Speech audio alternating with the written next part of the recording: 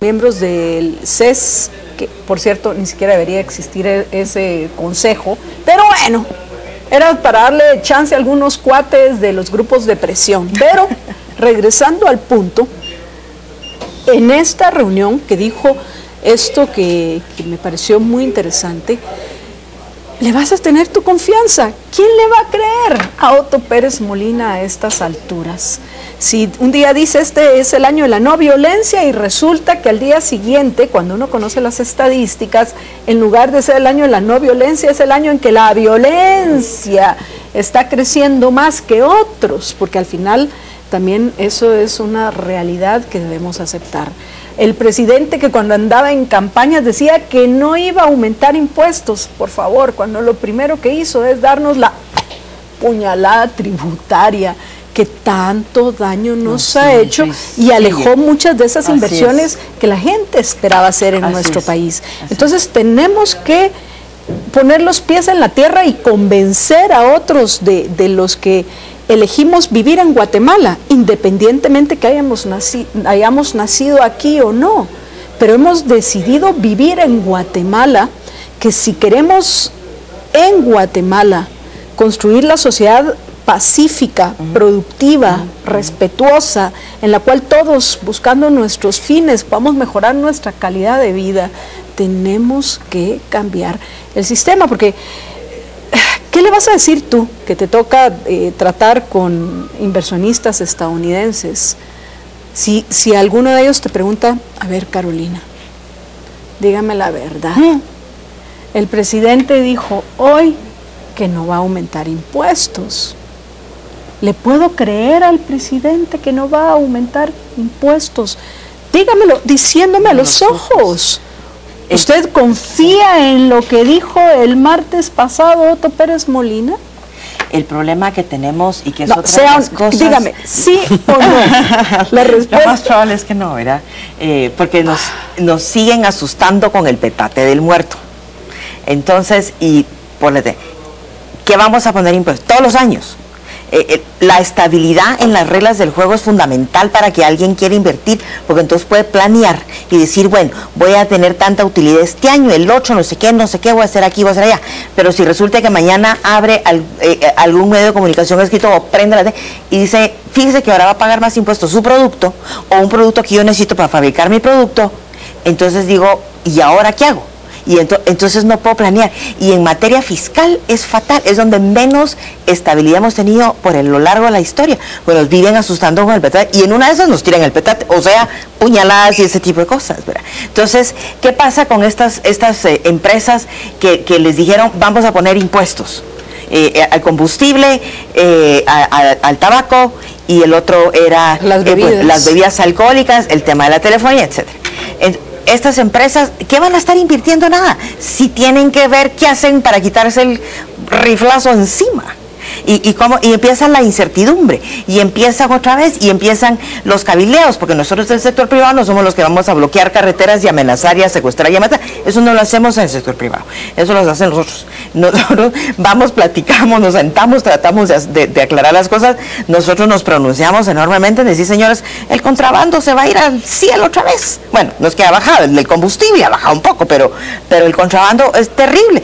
Ahí están todos los miles de millones de dólares de quetzales que se van por el contrabando, nos ponen impuestos. Entonces estas empresas que están haciendo negocios en todas las de ley, pagando el tal salario mínimo, pagando los impuestos, pagando IUSI, pagando todo lo que sea, tiene que competir con un tipo que trae producto robado, de contrabando, que no paga un impuesto, no le cuesta un centavo, lo puede vender al precio que quiera. ¿Y cómo yo compito con alguien así? No es igualdad de condiciones. Y entonces vienen, ponen impuestos, entonces más me clavan, porque tengo que competir más con él, no puedo competir. Y lo vimos, ¿cuál es el resultado? Lo vimos con la empresa tabacalera de Tacasa, que no es ningún secreto, donde tuvo que cerrar porque el contrabando los hizo salirse del modelo de negocios que tenían de poder fabricar en Guatemala. Entonces, ¿qué queremos? ¿Acabar con la industria nacional? ¿Qué queremos, pues? Bueno, la industria nacional no existe, perdón que te lo diga, pero no existe la industria Guatemala. Todas las industrias tienen un propietario específico y no se trata de proteger a un compatriota por más que sea mi compatriota. Eso es Ese es un punto que me encanta que lo hayas tocado, aunque sea al final de este segmento, porque todavía tenemos uno para hablarlo, porque hay que entender que esa tal protección realmente es una violación a los derechos individuales de la mayoría, una violación a la libertad que tenemos todos de comerciar con quien se nos antoje. ¿Quieren acabar con el contrabando? Acaben con todas las barreras no arancelarias y las barreras arancelarias. Vamos a una breve pausa y regresamos con ustedes en unos minutos. Quédense con nosotros en el Ágora.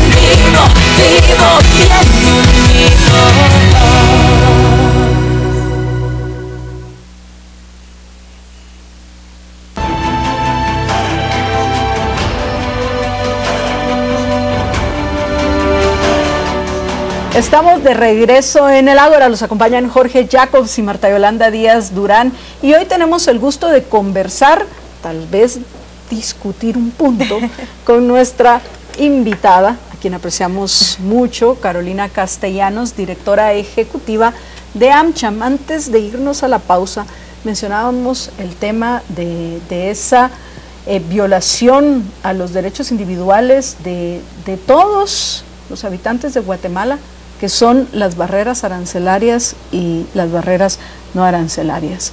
La única forma de acabar con el contrabando es eliminando aduanas.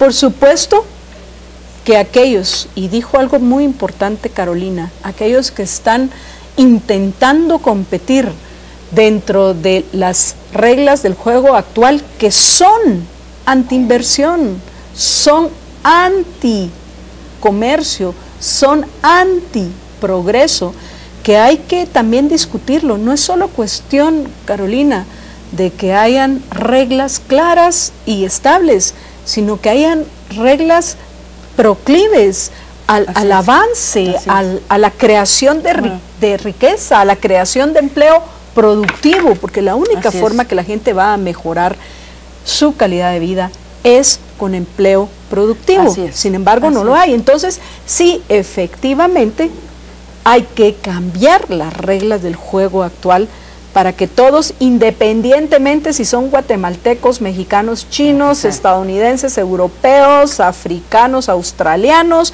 que hayan decidido invertir en Guatemala, puedan competir por servir mejor al cliente y por tanto ellos justamente ganar lo que merecen a partir de que los privilegios, o los elijan, mejor dicho, los consumidores.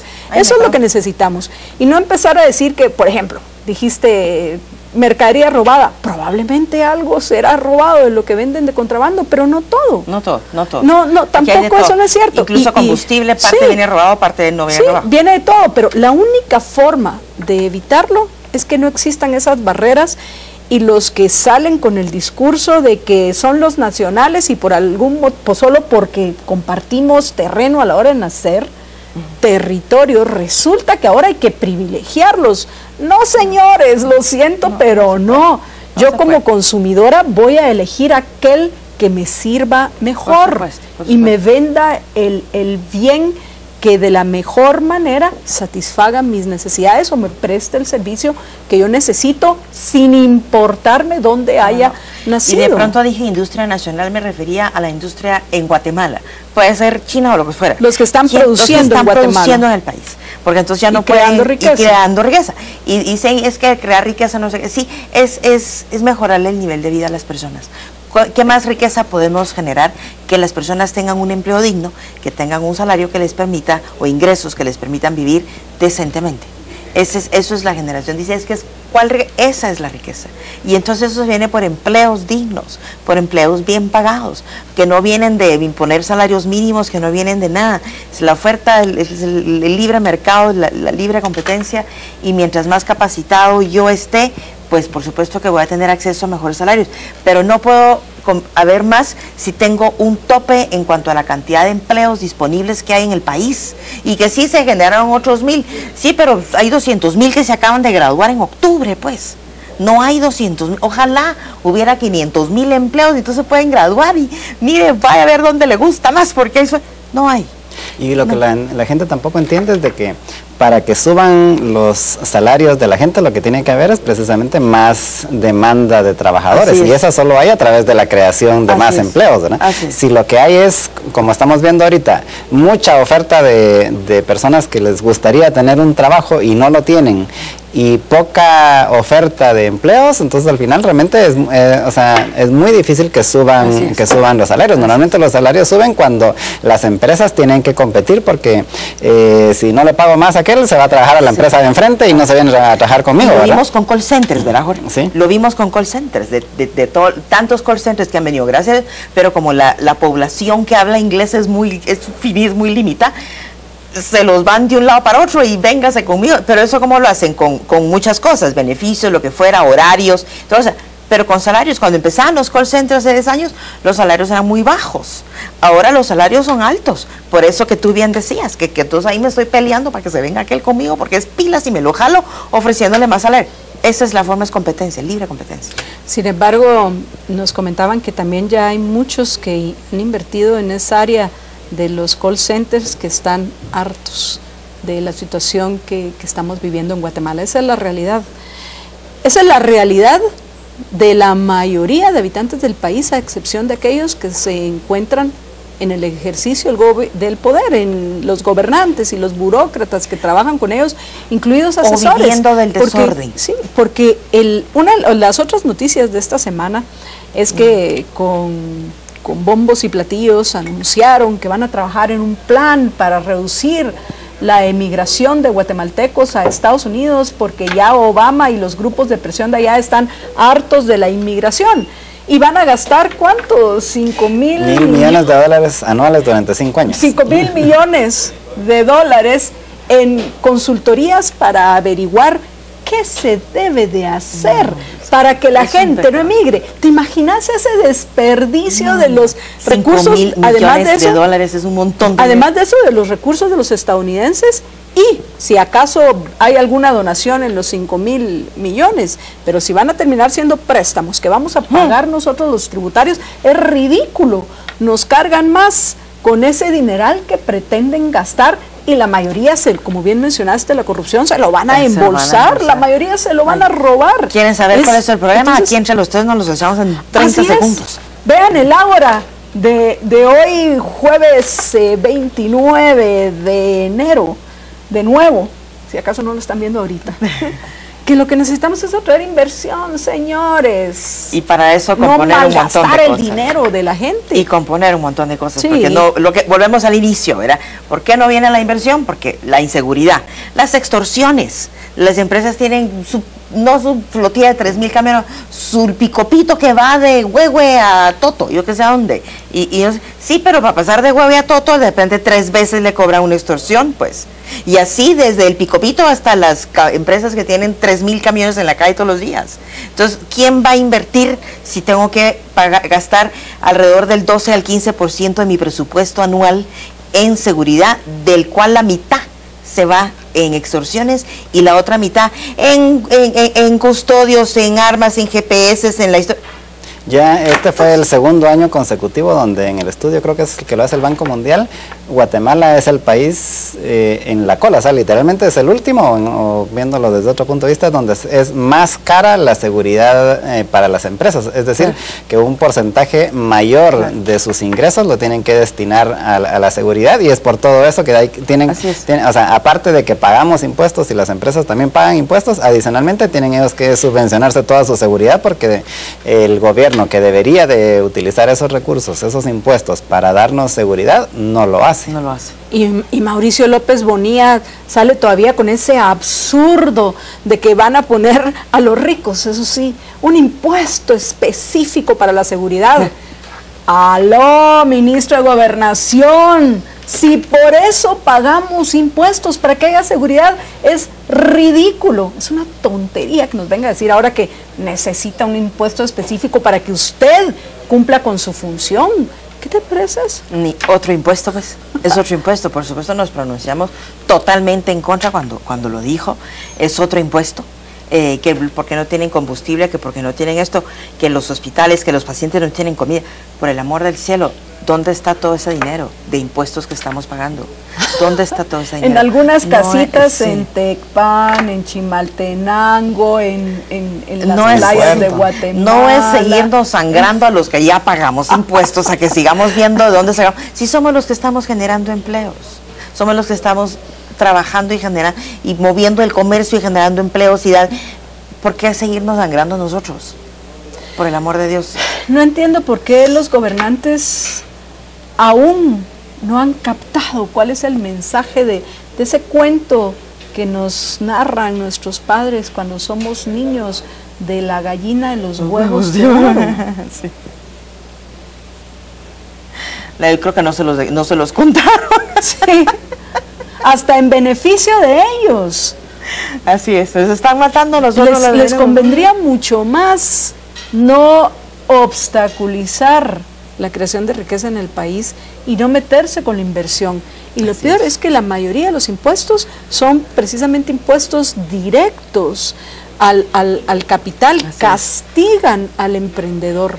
Y hay otro dato que ya a estas alturas los politiqueros que han o pasado por el gobierno o quieren llegar a ocupar un cargo en deberían de entender esa señal tan importante, Carolina, que le da la población económicamente activa en Guatemala, que el 80%, alrededor del 80% de los que somos económicamente activos, trabajan, crean, se mantienen, sobreviven dentro de lo que se conoce como la economía informal. Somos apenas el 20% los que tenemos que soportar, toda la pacaya. No toda la pacaya, pero sí la mayoría de esta. ¿Cómo no? ¿Cómo no? Somos alrededor de 1.300.000 personas individuales y jurídicas que pagamos impuestos en Guatemala para sostener a 15 o 16, no sé cuánto dijeron la última vez, de millones de habitantes. Jamás va a ser sostenible, jamás. Y si ese dinero que estamos dando no está utilizado prioritariamente para las funciones básicas del Estado, estamos todavía peor. El tema de la seguridad, artículo 2 de la Constitución de la República, pues es función del Estado brindar seguridad a la población guatemalteca. Y eso es lo que más daño nos ha hecho. Todas las encuestas, todos los cuentos, Jorge mencionaba una encuesta, y todas las encuestas dice, ahí es donde está el peor de los problemas. Entonces después quieren gastarse $5.000 millones para vivir porque la gente se va a Estados Unidos. Por favor, nosotros ya gratis se los damos de verdad. De nuevo, los invitamos a que graben este programa. No, si no lo han grabado todavía, lo pueden conseguir y verlo de nuevo. Sí, entonces, ¿cuál es el problema? Y hemos tenido nosotros reuniones con los funcionarios de Estados Unidos que han venido precisamente para este tema, y de los niños migrantes no acompañados, y oportunidad, la inseguridad espantosa. Entonces, si están por ahí, entonces, o el narcotráfico, o los extorsionistas, las malas los jalan. El narcotráfico es espantoso. Entonces eso va al narcotráfico atado al tema de la inseguridad. Tenemos el tema de falta de oportunidades, otra vez empleo, no hay empleo, entonces andan viendo en qué se ocupan.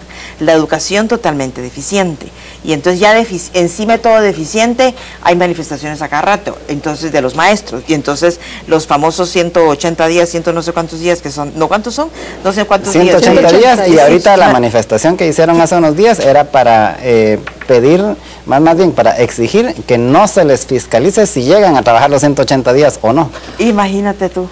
Ay, Jesús. Bueno, pero para lo que les llegan a enseñar, tal vez les iría entonces mejor una a los educación deficiente. estudiantes. Justamente en la mañana hablaba con una persona de recursos humanos de una empresa y decía, fíjese que ciertamente el desempleo es terrible, me dijo, pero uno tiene una plaza y llega un montón de currículos y uno no encuentra a la persona porque no tienen competencias, capacidades y una educación totalmente deficiente. ¿Y por qué? Entonces, el problema es porque se ha dejado en manos de los gobernantes, en nombre del abstracto Estado, algo tan importante como es la educación. Hay que entender que la peor decisión que tomaron nuestros antepasados es tragarse el cuento de que el, entre comillas, Estado debía hacerse cargo de la educación.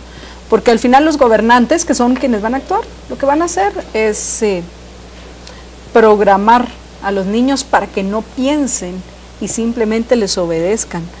Como gente que cree que no importa que le roben su dinero, es su obligación pagar impuestos. No, señores. No. Es tan difícil y tan complejo, pero estamos viendo un montón de resultados tan negativos hacia nuestro país y tenemos este año eleccionario donde la incertidumbre crece enormemente, ¿verdad? Y entonces ahí vemos que, por supuesto, volvemos al tema, la inversión, vamos a ver cómo terminamos, ¿verdad? La única forma de salir de la pobreza es creando riqueza, y para crear riqueza se necesita inversión. Y esa inversión, que es capital, que es dinero, que es maquinaria, nadie le va a hacer, o muy pocos la van a hacer. ¿Y dentro de qué condiciones, me preguntaría yo, en Guatemala o en cualquier otro lugar? Pero bueno, amigos, ha sido un gusto compartir con ustedes, un gusto compartir contigo. Muchas gracias, un gusto también, estar acá. Carolina. Y pues bueno, solo me resta recordarles que los esperamos el próximo jueves a las 8 de la noche en el Ágora. Y por hoy, como siempre, desearles que tengan muy buena noche y por supuesto que sean felices.